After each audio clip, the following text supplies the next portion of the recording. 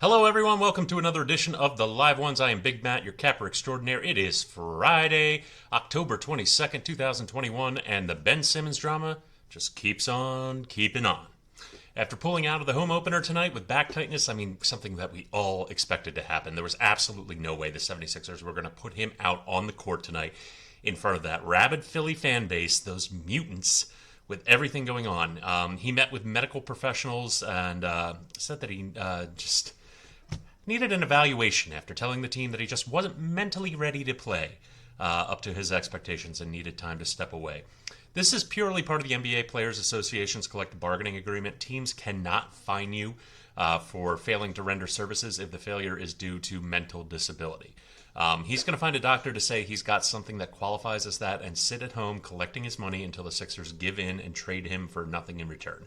And man, if he thinks he's got heat on him now, wait until other teams' GMs get wind of that. The contract that he has now is going to be the last one he will ever get if he decides to go that route and just, go with the mental illness thing.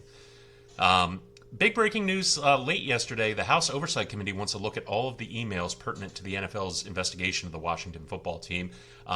If you're wondering what business this is of Congress's, well, they actually have the auspices of determining whether any federal civil rights violations took place under Title VII of the Civil Rights Act. The league, of course, just wants all of this to go away as quickly and quietly as possible, like most of the problems that it has.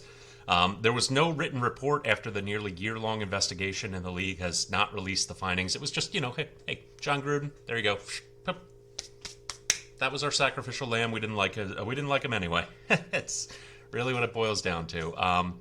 According to an NFL spokesman, the league is not going to reopen the investigation or release the 650,000 emails it collected. I'm assuming the overwhelming majority of those 650,000 emails are not pertinent to anything related to civil rights.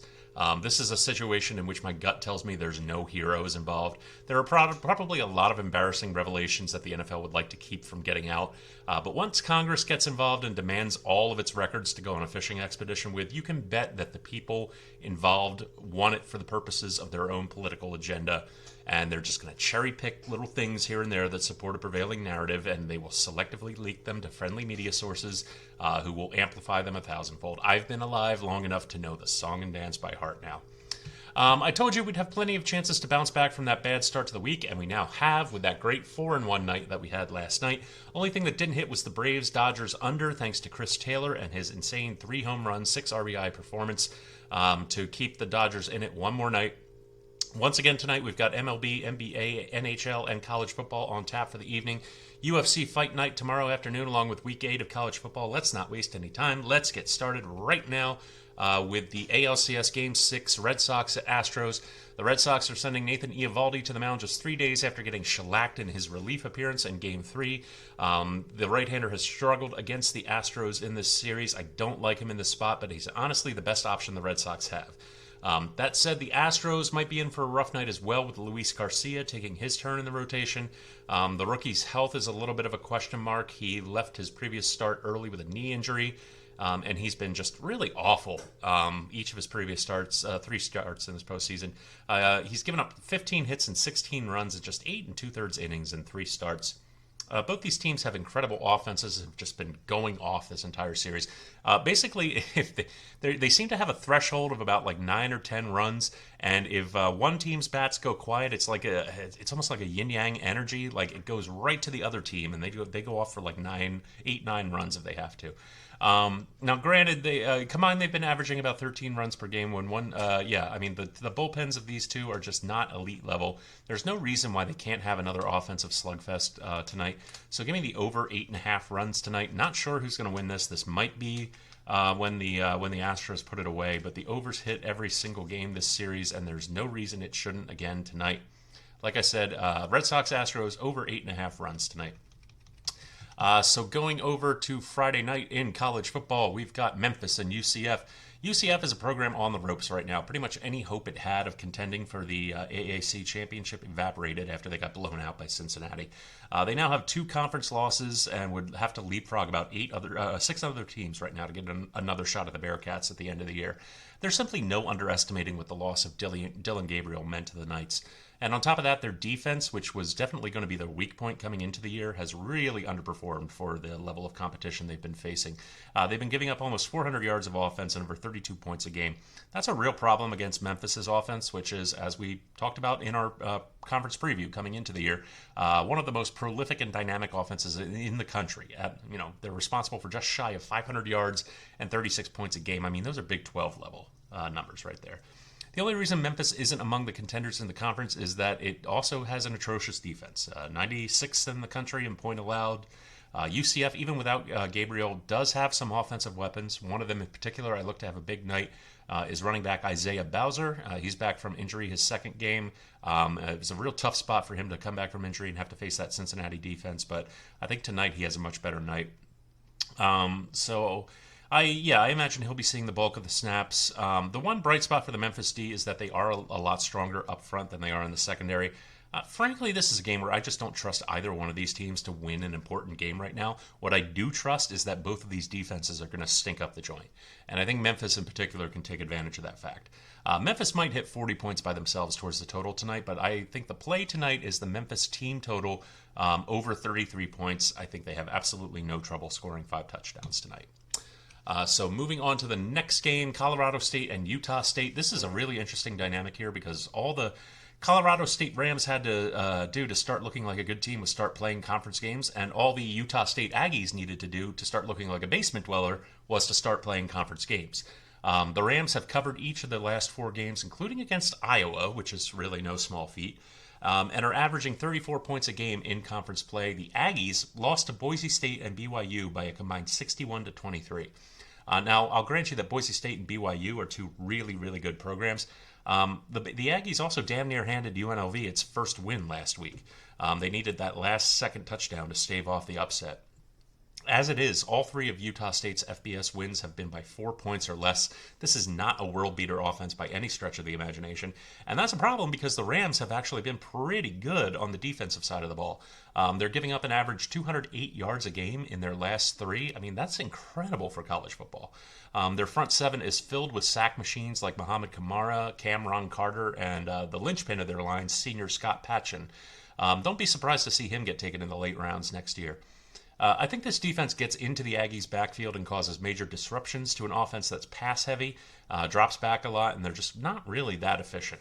I think the safest play is for the spread bet of the first half, Colorado State minus a half a point, before the defenses get worn down, just, in case there's anything garbage at the end of the game.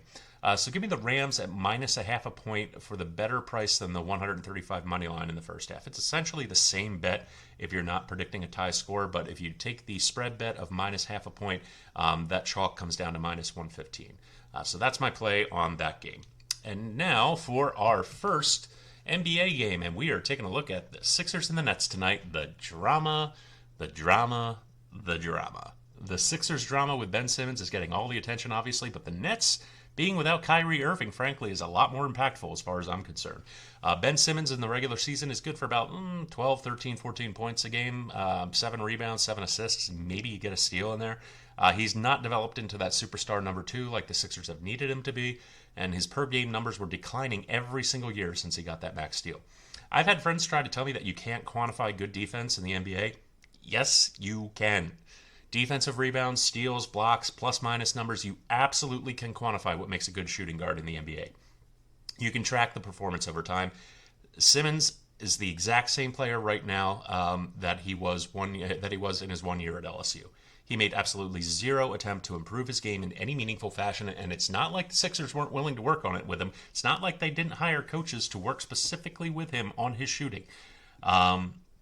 It's not like the Sixers, wanted a return on their $170 million investment, wanted a return on all that draft capital sacrificed to get him, all those years of tanking, that whole process. Now it's just unfathomable that anybody is still in Ben Simmons' corner. It really, really is. But now let's talk about what Kyrie adds to the Nets. 27 points per game last year, 5 rebounds, 6 assists, 2 steals, 1 blocks.